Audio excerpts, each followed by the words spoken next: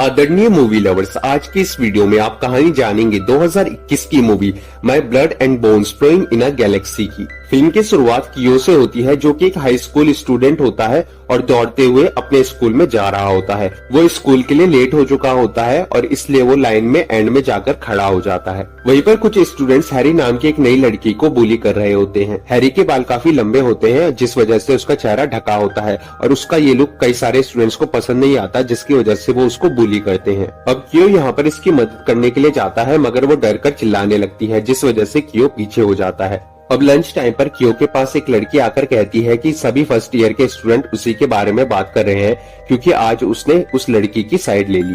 Actually Harry नाम की उस लड़की के लुक्स के चलते सभी स्टूडेंट्स उसको डीमन कहते हैं और उसको पसंद न करने की वजह से सभी स्टूडेंट्स उसको बुली भी करते हैं। इनके स्कूल में स्टूडेंट्स अपना ग्रुप बनाकर वॉशरूम में मनचाहे स्टूडेंट्स को बुली किया करते हैं और ये चीज आपने पहले भी कई सारे कोरियन और जापानीज ड्रामाज में नोटिस की होगी। जब कियो घर जा रहा होता है तब उसे हैरी का ख्याल आता है कि कहीं उसे अभी भी कोई वॉशरूम में बुली तो नहीं कर रहा, इसलिए वो गर्ल्स वॉशरूम में चला जाता है और वहाँ पर वो देखता है कि हैरी एक टॉयलेट रूम में एकदम उदास बैठी हुई है और उसके कपड़े भी एकदम गीले हो चुके हैं। हैरी के साथ मारपीट करने के बाद पुलिस ने उसके कपड़ों को भी गीला कर दिया था। उस टॉयलेट की चाबी भी उसी के पास पड़ी होती है, लेकिन उसके अंदर इतना कॉन्फिडेंस नहीं होता कि वो वहाँ से बाहर निकल सके। अब जैसे तैसे कियो उसको मनाकर बाहर निकाल लेता है और उसको अपनी आंट के घर लेकर जाता है, जो की लॉन्ड्री का काम करती है। वो उसके गीले कपड़े सुखा देती है और उसको पहनने के लिए दूसरे कपड़े दे देती है, जिसके बाद कियो उसे कुछ खाने के लिए भी देता है। यहाँ पर ये दोनों आपस में बातचीत करना शुरू कर देते हैं। हैरी उससे पूछती है कि वो उसका कॉन्फिडेंस कैसे बढ़ाए, जिस पर कियो कहता है कि सबसे पहले तो वो अपने बालों से अपना चेहरा ढकना बंद कर दे।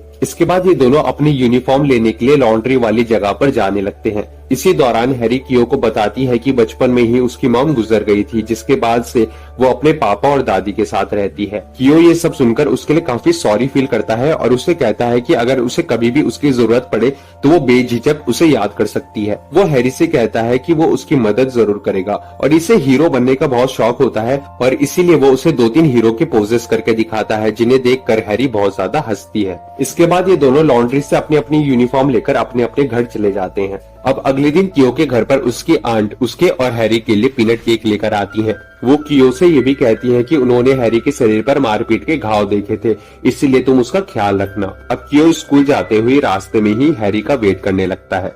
हैरी के आने के बाद वो उसे पीनट केक दे देता है। अब स्कूल में लंच के दौरान फिर से हैरी की क्लासमेट्स उसको बुली कर रहे होते हैं, जहाँ पर कियो उसको बचाने के लिए आता है, मगर वो सब लोग मिलकर के इसको भी पीटने लगते हैं। इसके बाद ये दोनों मरहम पट्टी के लिए एक क्लिनिक में जाते हैं। इसी दौरान कियो हैरी से कहता है कि तुम इन सब चीजों के बारे में अपने फादर को क्यों नहीं बताती, जिस पर हैरी कहती है कि नहीं, फादर को बताने की कोई जरूरत नहीं है, क्योंकि मैं उनसे काफी ज्यादा डरती हूँ और मैं खुद ही इन सब चीजों से निपट लूंगी। फिर कियो कहता है कि चलो जैसा तुम्हें ठीक लगे। अब धीरे धीरे इन दोनों की दोस्ती गहरी होती चली जाती है। कियो रोजाना स्कूल जाते समय उसी जगह पर हैरी का वेट करता है। एक दिन हैरी की फ्रेंड उसे कैंडी देती है, जिस दौरान कियो उसके हाथ पर चोट का निशान देख लेता है। वो ये सोचने लगता है कि आखिर इतनी बुरी तरीके से हैरी को कौन मारता है। अब एक दिन हैरी कियो को उसे मैथ सिखाने के लिए कहती है, जिस पर कियो कहता है कि हाँ, मैं तुम्हें मैथ सिखा दूंगा, तुम मेरे घर पर आ जाना। स्कूल के बाद ये दोनों कियो के घर पर जाते हैं और मैथ्स की पढ़ाई करने लगते हैं। पढ़ाई करने के बाद कियो और उसकी मॉम हैरी को घर छोड़ने के लिए जा रहे होते हैं।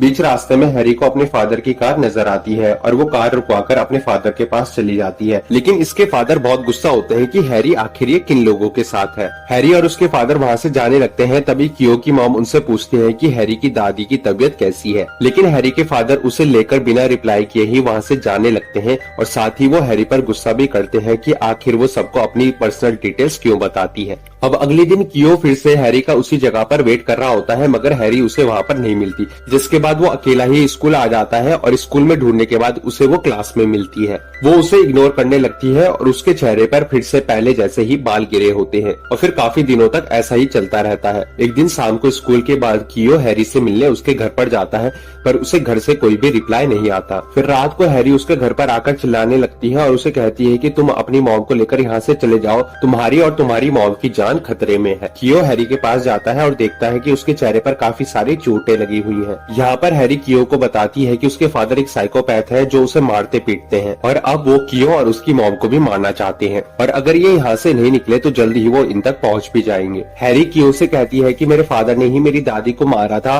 और उनकी डेड बॉडी को तालाब तालाब में डुबा दिया था। ये सब सुनकर कियो हैरी को अपनी साइकिल पर बिठाता है और उसके साथ उसी तालाब पर जाता है ताकि वो उसकी दादी की डेड बॉडी को ढूंढ सके। काफी देर ढूंढने के बाद इन्हें एक सूटकेस मिलता है, लेकिन वो सूटकेस हैरी की मॉम का होता है। हैरी को याद आता है कि जब इसकी मॉम घर छोड़कर जा रही थी तब उनके पास यही वाला सूटकेस था। उसको उस सूटकेस के अंदर उसकी मॉम की इयररिंग्स भी मिल जाती है।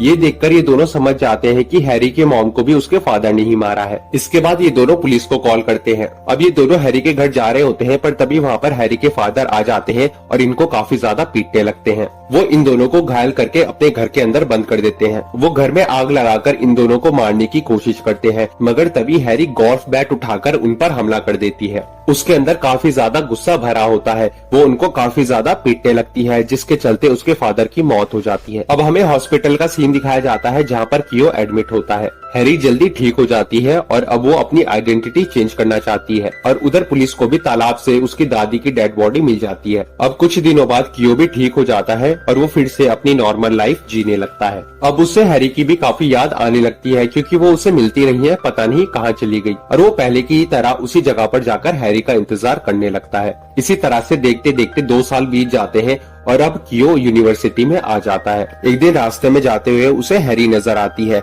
वो पहले से काफी ज्यादा बदल चुकी होती है। ये दोनों एक दूसरे से मिलकर काफी ज्यादा खुश होते हैं और अब इन दोनों के बीच में फिर से बातें शुरू हो जाती है। इसके बाद सीन शिफ्ट होता है और हम देखते हैं कि इन दोनों की शादी हो गई है और अब हैरी माँ बनने वाली है। अब हैरी हॉस्पिटल में अपने बच्चे को जन्म दे रही होती है और जब कियो उससे मिलने जा रहा होता है तब वो रास्ते में ट्रैफिक में अटक जाता है। इस दिन काफी ज्यादा बारिश हो रही होती है और एक कार नदी में गिर जाती है और कियो उसमें बैठे लोगों को बचाने के लिए निकल जाता है। पानी का बहाव काफी ज्यादा तेज होता है। वो जैसे तैसे उन लोगों को तो बचा लेता है, मगर खुद नहीं बच पाता और उधर उसकी वाइफ हैरी एक बच्चे को जन्म देती है। अब काफी ज्यादा टाइम बीत जाता है और हमें हैरी और उसके बेटे को दिखाया जाता है। हैरी अभी भी एक सिंगल मदर है और उसका बेटा काफी बड़ा हो चुका है। वो हमेशा अपने बेटे को कियो के बारे में बताती रहती है। वो उसे कहती है कि उसके फादर को हीरो बनने का बहुत शौक था और वो तरह तरह के हीरोइक पोजेस बनाकर उन्हें हंसाते रहते थे। अब एक दिन हैरी का बेटा कियो की तरह ही हीरोइक पोजेस बनाकर उसे दिखाता है और ये देखकर उसे कियो की याद आने लगती है और वो पहले की तरह ही मुस्कुराने लगती है। इसी के साथ ये मूवी यहीं पर खत्म हो जाती है।